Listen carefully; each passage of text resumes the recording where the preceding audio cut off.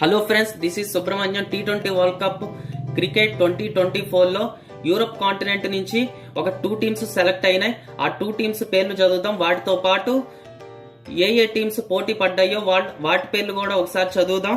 First team Scotland, second team Ireland, third team Italy, fourth team Jersey, fifth team Germany, sixth team Denmark, seventh team Austria. మొత్తం 7 దేశాలు పోటీ పడ్డాయి Europe continent నుంచి.